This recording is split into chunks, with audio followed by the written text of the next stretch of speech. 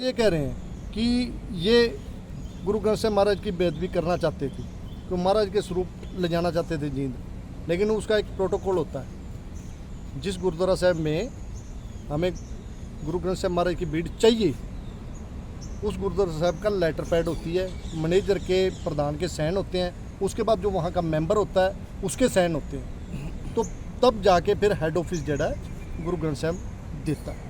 लेकिन जो है उनके पास तो दिखा दो, अभी तक तो आया नहीं, आज महीने से ऊपर हो गया। करनाल में एक मीटिंग होती है और उसमें मांग की जाती है कि इस कमेटी को भंग किया जाए, तो क्या क्या कहना चाहेंगे? वो मांग करने वाले कौन है उनके बारे में जरा देखो। वो मांग करने उनको चढ़ूनी साहब ने किसान आंदोलन में चढ़ाया, लेकिन चढ़ूनी साहब की पीठ में छुरा घोपा उन्होंने।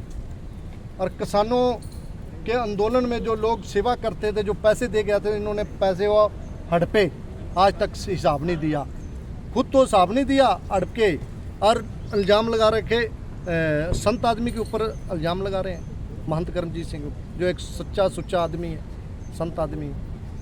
जिस तरह से भ्रष्टाचार के, नशे के और भी तरह के आरोप, दाढ़ी रंगवाने के आरोप जो है वो लगते रहे हैं, उसके बारे में क्या कहेंगे? हाँ, जो दाढ़ी रंगवाते हैं बिल्कुल गलत करते हैं, गुरु मर्यादा के बिल्कुल उल्ट है। नहीं, कौन रंगवाता है?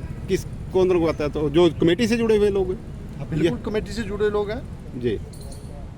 तो कुछ आप भी बता रहे थे कि भ्रष्टाचार के आरोपों को लेकर किस तरह से बताना चाहेंगे पन्नू साहब? भ्रष्टाचार के भी हैं, और जो लोग ये कह रहे हैं कि इलेक्शन जल्द होना चाहिए, मैं उन्हें कहना चाहता हूँ एक बार एक्ट की कॉपी जरूर पढ़े। 18 महीने से पहले इलेक्शन नहीं हो सकता, उसमें अभी बहुत कुछ होना है, और ये अमेंडमेंट है, 18 से 36 महीने का टाइम भी हो सकता है, उससे ज़्यादा टाइम नहीं है। तो सबसे बड़ी बात है कि जो भ्रष्टाचार के आरोप दादूवाल पे लगे हैं सबसे ज़्यादा, जो पहले प्रधान थे, उनकी तरफ 98 लाख रुपया अब की कमेटी ने निकाला है अभी तक कि इन्होंने अभी देना है। जब उस टाइम ऑडिट हुआ था, जब इनके पास 5 गुरुद्वारे थे, तो उस टाइम 18 लाख रुपए का तो उसी टाइम निकल आया था।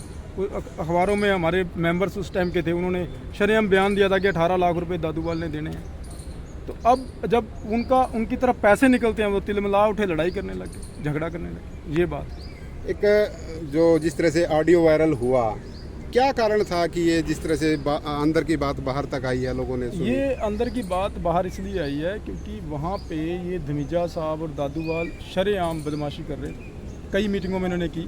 तो उस दिन वो कैमरे लगा के वहाँ पे उसको लाइव किया गया, इसलिए बाहर आई, अदरवाइज़ आनी नहीं थी। मीटिंग में कल एक चीज़ सामने आई है कि जल्दी इलेक्शन करवाया जाए, और उसके साथ साथ कहीं ना कहीं सबसे बड़ा सवाल तो यही आया है कि लगातार ऐसी चीज़ें सामने आ रही हैं, तभी ये मांग उठी है। नहीं, ऐसा है जी, जब हरियाणा कमेटी पहले झिंडा साहब और नलवी साहब आपस में करते थे, लेकिन उन्होंने कभी गाली गलौच नहीं की थी, उनकी भाषा सभ्य होती थी, अंदर उनमें टकराव था, तब भी था, और आज भी टकराव हमेशा ही रहता है। जो अपोजिट पार्टी होती है और जो सत्ताधारी होती है, उसमें टकराव तो रहती रहता है।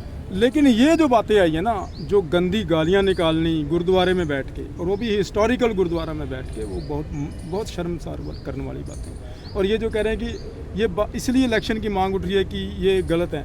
देखिए, हम ये गलत है, ठीक है, बाद की बात है, लेकिन 18 महीने तक तो हम कुछ नहीं कर सकते ना। हाँ, ये ज़रूर है, जिन लोगों ने गलती की है, धमीजा ने करी है, दादूवाल ने करी है, हम सरकार से ये डिमांड करते हैं इन दोनों को फौरी तौर से इनकी जो मेंबरशिप है वो रद्द की जाए। और दूसरी बात, महंत करमजीत सिंह से मैं एक मैसेज देना चाहता हूं उनको कि जनरल बॉडी की मीटिंग बुला के इन दोनों को निष्कासित किया जाए। ये एक हमारा लॉ के अकॉर्डिंग हमारा प्रोसीजर रहेगा। जिन लोगों ने संघर्ष किया है उनको ही कमेटी में रहना चाहिए, पदाधिकारी बनना चाहिए, इस तरह की मांग भी उठी थी। बिल्कुल, मैंने खुद सर 16-17 साल में रहा हूँ, संघर्ष में रहा हूँ, और बड़ा ज़्यादा लंबा संघर्ष मेरे घर से शुरू करके हमने आज तक यहाँ पे पहुँचे। और हमें कभी भी किसी भी ने नहीं पूछा कि आप कहाँ पे, लेकिन आज भी हम हरियाणा गुरुद्वारा प्रबंधक कमेटी के एक सच्चे सिपाही होने के नाते आज खड़े हैं। जो गलत है उसे गलत कहेंगे, और उसके मुंह पे गलत कहने की हिम्मत रखते हैं, कोई ऐसी बात नहीं। एक सरकारी कमेटी की बात हुई थी, किस तरह से लोग आरोप लगा रहे हैं कि ये सरकारी कमेटी है? सरकार ने कमेटी बनाई है तो इसलिए सरकारी कहते हैं, भी सरकारी कमेटी है।